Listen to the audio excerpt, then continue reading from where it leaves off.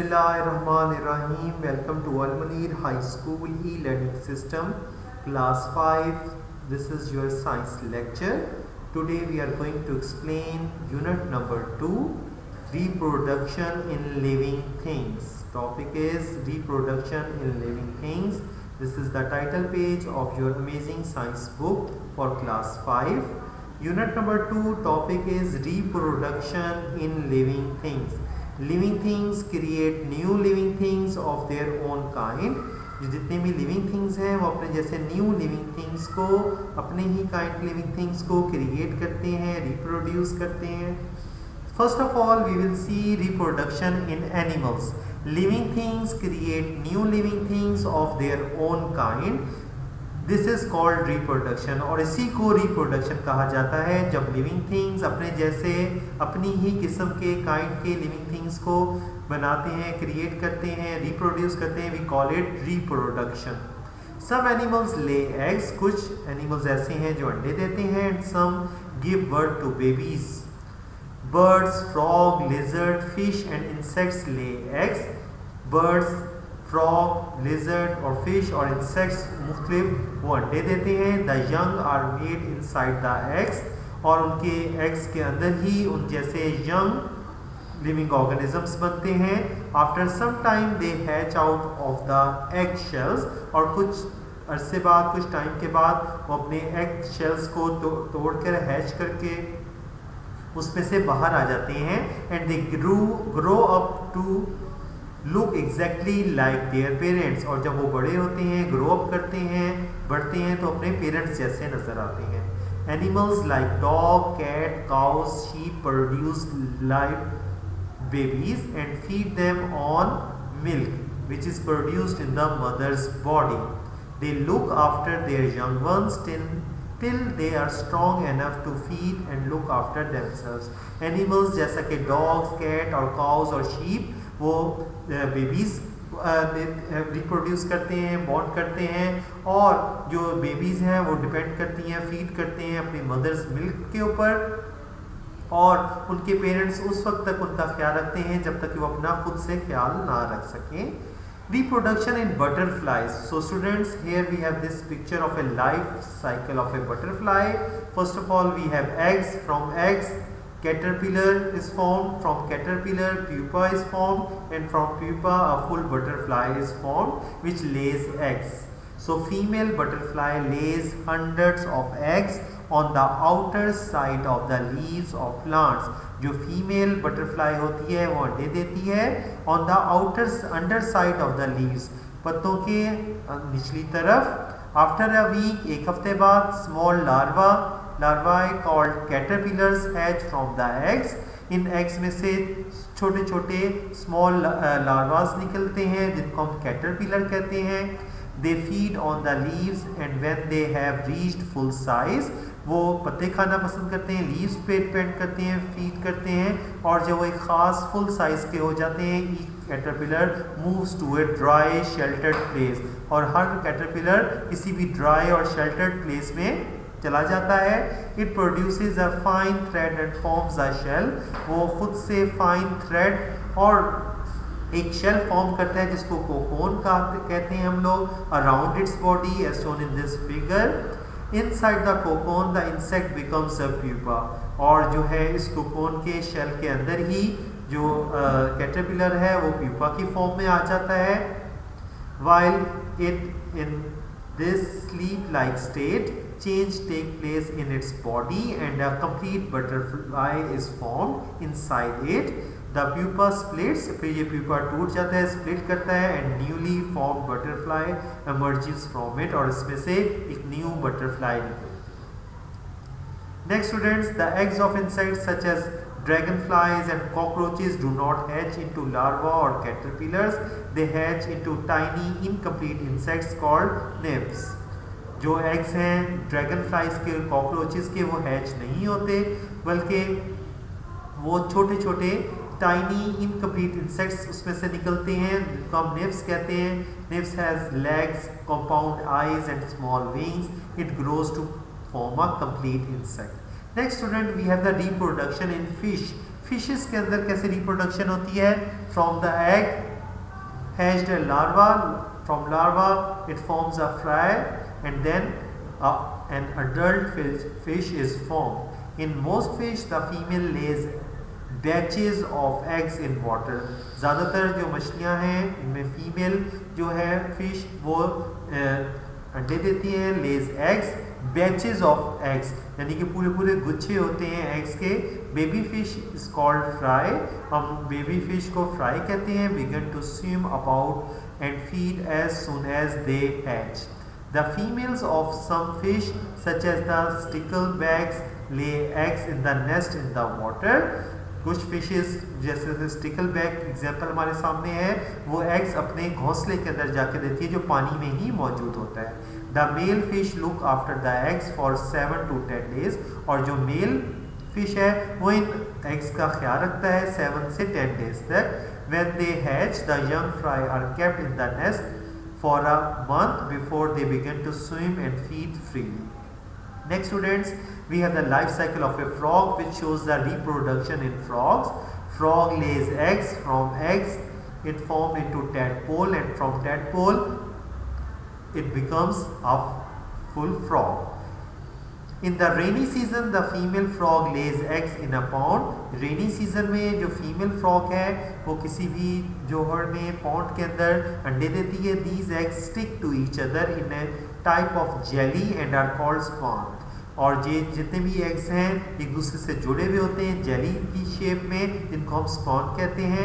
After 10 days 10 दिनों के बाद the jelly around the egg melts, जो जेली होती है एग्स के इर्द वो मेल्ट होना स्टार्ट हो जाती है। And a tiny baby frog called a tadpole comes out, और उसमें से उन एग्स में से छोटे छोटे फ्रॉग के बेबीज जिनको हम टेडपोल कहते हैं बाहर आते हैं। इट हैज़ अ हेड, इसका एक हेड होता है shown in this picture, tail and its body is long, और उसकी बॉडी लंबी होती है। The tadpole attaches itself to a water weed and keeps on growing. Gills start growing after 4 weeks. After 6 to 9 weeks, legs begin to appear. After 3 months, the tadpole change into a complete frog. और 3 महीनों के बाद 3 months के बाद tadpole एक complete frog की form में आ जाता है। Next students, we have the reproduction in birds. Birds भी अपने आप को दोबारा से reproduce करते हैं। Most birds build nest. ज़्यादातर बर्ड्स अपने घोंसले बनाते हैं। इन विच फीमेल लेज 2 to 4 एग्स, जिसके अंदर फीमेल बर्ड जो है 2 से 4 अंडे देती है। Each egg has a hard outer shell, हर एग के ऊपर एक हार्ड आउटर शेल मौजूद होता है। The female sits on the eggs to keep them warm, जो फीमेल बर्ड होती है वो एग्स के ऊपर बैठती है ताकि वो गर्म रहे। After 2 to 4 weeks the eggs hatch and baby chicks emerge. They are covered with small feathers and their eyelids are closed. Both parents feed and look after the baby birds till they are strong enough to fly and find their own food. Female और mail bird दोनों अपने babies का ख्याल रखते हैं जब तक कि वो ज़्यादा मजबूत और स्ट्रॉन्ग ना हो जाएं और अपनी खुराक खुद से फाइंड आउट ना कर सकें। In some birds such as chicken, the chicks can run about and find food soon after hatching, but they stay close to their mother for some time. जैसे कि अगर कुछ बर्ड्स में जैसे चिकन है उसमें जो स्मॉल चिक्स होते हैं, यंग चिक्स होते हैं, वो अपनी खुराक खुद से फाइंड आउट करते हैं लेकिन वो अपनी मदर के करीब रहते हैं ज़्यादा। Reproduction in mammal students, in humans, इंसानों में, एंड अदर मैमल्स जैसे कि काऊ और ऐसे एनिमल्स जो गिव बर्थ करते हैं बेबीज़ को। The female gives birth to babies. As soon as the baby is born, it begins to feed on its mother's milk. जैसे ही मैमल्स के अंदर बच्चे बॉर्न होते हैं, बेबीज बॉर्न होते हैं, वो अपने मदर मिल्क पे फीड करते हैं अपने आप को। Both parents look after the baby, male female दोनों अपने बेबीज का ख्याल रखते हैं। When the young animals are strong enough to find their own food, they leave their parents. जब यंग एनिमल्स ज़्यादा मजबूत हो जाते हैं, बड़े हो जाते हैं और अपनी फूड खुद से तलाश करने के काबिल हो जाते हैं तो वो अपने पेरेंट्स को छोड़ देते हैं। Except in the case of humans who do not leave their parents until they are adults. लेकिन ह्यूमंस में ऐसा नहीं है, ह्यूमंस में जो है बच्चे पेरेंट्स के साथ ही रहते हैं। A cow is a mammal Reproduction in plants. After the reproduction in animal students, we have the topic of reproduction in the plants. Plants भी अपने आप को reproduce करते हैं. For example, flowering plants, ऐसे plants जो फूल देते हैं, flowers generate करते हैं. Flowering plants have flowers. Flowering plants में flowers होते हैं which produce fruit and seeds, जो fruits और seeds produce करते हैं. New plants grow from their seeds. नए plants उनके seeds में से grow करते हैं. There are thousands of different kinds of flowering plants in the world. What is the structure of a flower? So students, here we have the structure of a flower. The flower is the part of the plant that makes fruit and seeds. Flower ऐसा हिस्सा है plant का, पौधे का, जो fruit और seeds बनाता है. A flower grows on a stem called a stelic. Flower जिस स्टेम पे ग्रो करता है उसको हम स्टेलिक बोलते हैं. All the parts of the flower are joined to the flower stalk. जितने भी पार्ट्स हैं फ्लावर के वो फ्लावर स्टेलिक के साथ जॉइंट होते हैं. They are arranged on the stalk in the form of rings. ये रिंग्स की शक्ल में स्टेलिक पे स्टाल्क पे अरेंज होते हैं. We call it rolls. हम इनको रोल्स बोलते हैं. The outer roll is made up of small green leaves. जो सबसे आउटर रोल होता है shown in this picture उसको हम sepals कहते हैं. ये ग्रीन कलर का होता है. The sepal protects the flower before it open. Flower के खिलने से पहले ही उसकी हिफाजत करता है sepals. The second roll is made up of brightly colored leaves. और जो second roll होता है flowers का उनको हम petals कहते हैं. ये bright colors के होते हैं. Flowers have a scent. Flowers में बहुत अच्छी खुशबू होती है. And a sweet juice, और एक मीठा जूस होता है जिसको हम नेक्टर बोलते हैं. Which is made in tiny glands, जो छोटे छोटे ग्लैंड्स में बनता है जिनको हम नेक्टरीज कहते हैं. Found at the base of the petals. Petals की बेस में नीचे वाली जगह पे मौजूद होते हैं. The third roll is the male part of the flower. जो थर्ड रोल होता है जिसको हम एंथर बोलते हैं, ये मेल पार्ट होता है फ्लावर का. It made up of stamens. ये स्टेमन्स से मिलके बनता है. Each stamen has a stalk called a filament. At the tip of the filament there is an anther. इसकी टिप पर जो पार्ट होता है उसको हम एंथर बोलते हैं.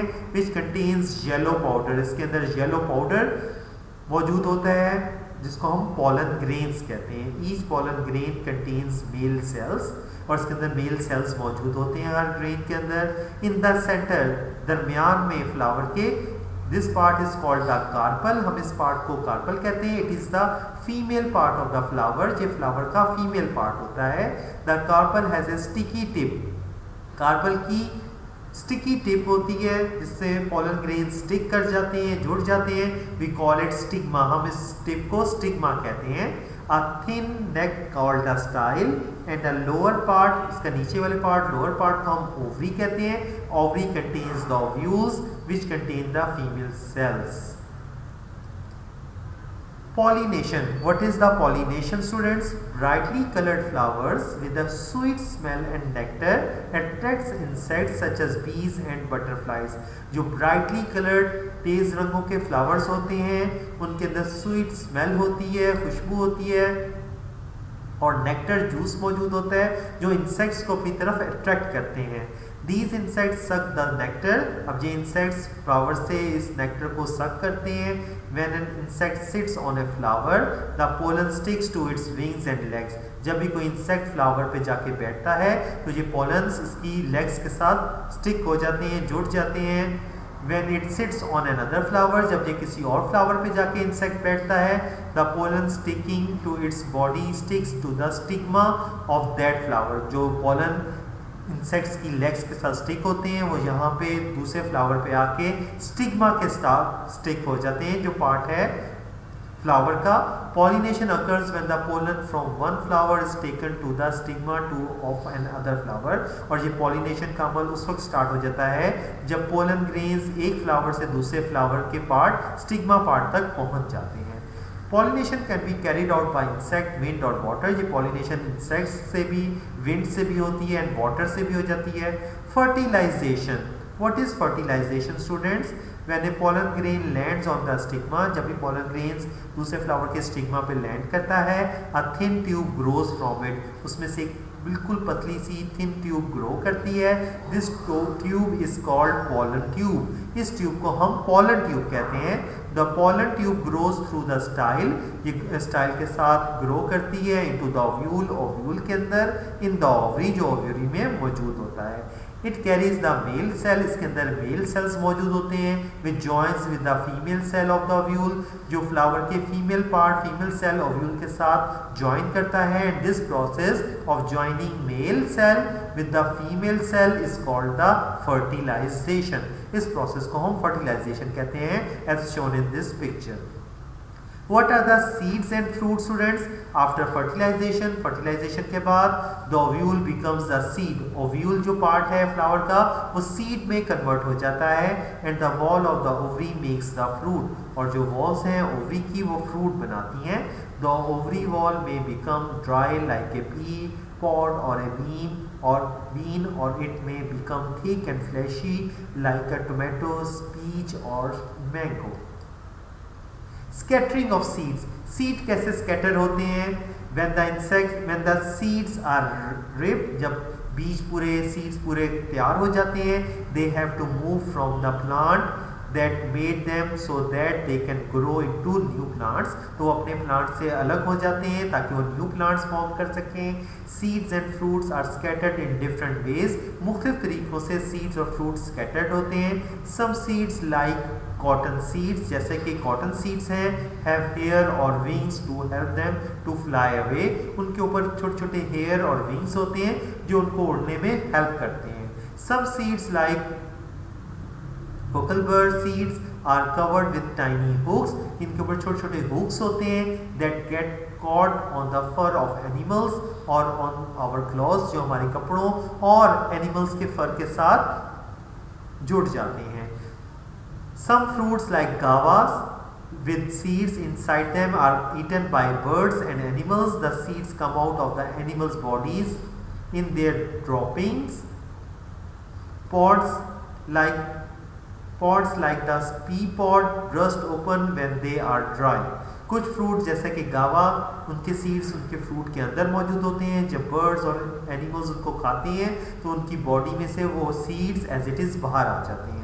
पॉड्स होते हैं कुछ सीड्स जैसे कि pea pod burst open when they dry, जब ये खुश्क होते हैं तो खुद से ओपन हो जाते हैं. And the seeds are scattered all around, और इस तरह से उनके बीज स्कैटर्ड हो जाते हैं to form a new plant. Some fruits such as coconut fall in sea water and are carried by the waves to far off places. What is the structure of a seed? Seed का structure कैसे होता है? A seed has a hard outer coat called a testa. जो seed है उसका बाहर वाला हिस्सा outer layer hard outer coat होता है, उसको हम testa बोलते हैं. It protects the seed, जिस seed की हिफाजत करते हैं. There is a small hole in the testa. Testa में एक छोटा सा बिल्कुल होल होता है through which air and water enter the seed, जिसके जरिए हवा और पानी सीड के अंदर एंटर हो सकता है. There is a tiny plant inside the seed. Seed के अंदर एक बिल्कुल छोटा सा प्लांट मौजूद होता है. It is called an embryo, जिसको हम embryo बोलते हैं. A seed also has 1 or 2 seed leaves or cotyledons. एक सीड के अंदर एक या 2 सीड लीव्स होते हैं, इसको हम cotyledons बोलते हैं. Here we have the example of the bean seed. A bean seed is shaped like a kidney. इसकी शेप बिल्कुल किडनी की तरह से होती है. It has a thin but tough testa. इसके ऊपर thin पतला लेकिन tough यानी hard testa होता है, which is colored, जो कलरफुल होता है. A bean seed is called a dicotyledonous seed because it has 2 cotyledons. इसके अंदर 2 cotyledons होते हैं, इसलिए इसको dicotyledonous बोलते हैं. which store food for the embryo, जो embryo के लिए खुराक जो है स्टोर करता है. It grows large enough to make its own food. The embryo is made up of 2 parts. embryo 2 parts से मिलके बनता है, radicle and the plumule. radicle जो फर्स्ट रूट होती है प्लांट की, और plumule जो फर्स्ट शूट होती है plant. Here students we have the maize seed. This is the picture of a maize seed. The embryo, testa and endosperm of the maize seed. The outermost covering which encloses the entire grain is made up of a fused fruit wall and testa. A maize seed is somewhat Oval and flat in shape, इसकी shape जो है वो Oval होती है और flat होती है ज़्यादातर। The flat surface at the narrow end has a triangular region, इसके फ्लैट सरफेस के नैरो एंड पे एक ट्रायंगुलर रीजन होती है जिसको हम एम्ब्रियो बोलते हैं, as shown in this picture. The broad yellowish region is called the endosperm, जो येलो कलर का हमें रीजन नजर आता है इसको एंडोस्पर्म बोलते हैं। It contains protein granules, starch and some oil. The embryo located beneath the endosperm, embryo endosperm के नीचे मौजूद होता है, is enclosed in a shield shaped single cotyledon which is why the maize grain is called monocotyledon, इसलिए maize grain को monocotyledon कहते हैं क्योंकि इसमें single cotyledon मौजूद होता है। What are the functions of cotyledons? Cotyledons protect the baby plant, cotyledons baby plant की हिफाजत करते हैं और embryo inside the seed, food stored in the cotyledons soaks up water and soluble substances dissolved in it, जो food store होती है cotyledons में वो उसको वाटर को सोक अप करते हैं और सॉल्युबल होते हैं, कुछ सब्सटेंसेस को अपने अंदर ऑब्जर्व करते हैं, डिसॉल्व कर लेते हैं। The stored food is digested, जो स्टोर्ड फूड होती है वो डाइजेस्ट हो जाती है and used by the growing embryo, और जो एम्ब्रियो ग्रो कर रहा होता है वो उसको इस्तेमाल करता है। The seed then begins to germinate, इस तरह से सीड एक यंग प्लांट में कन्वर्ट होने के लिए जर्मिनेट करते हैं अपने आप को, स्टार्ट उसकी प्रोसेस स्टार्ट हो जाता है जर्मिनेशन का। In some seeds the cotyledons are pulled out of the soil by growing embryo, they turn green and act as the first leaves, they manufacture food by photosynthesis process for the growing embryo till new leaves grow on the stem, then they fall off. What is germination students? When a seed is sown in the ground, जब हम किसी भी seed को ज़मीन के अंदर डुबा देते हैं and watered, उसको पानी प्रोवाइड करते हैं, it begins to grow, वो ग्रो करना स्टार्ट करता है, this process is called germination. We have different kinds of germination, hypogyl germination होती है, epigyl germination होती है, germination in which the cotyledons remain below the soil, जो ऐसे जर्मिनेशन का प्रोसेस जिसमें जो है कॉटिलिडन्स मिट्टी के नीचे रहते हैं उसको हाइपोगियल जर्मिनेशन कहते हैं, and the germination in which the cotyledons come out above the soil, और ऐसी जर्मिनेशन का प्रोसेस जिसमें कॉटिलिडन्स जो है वो मिट्टी से बाहर आ जाते हैं उसको एपिगियल जर्मिनेशन कहा जाता है।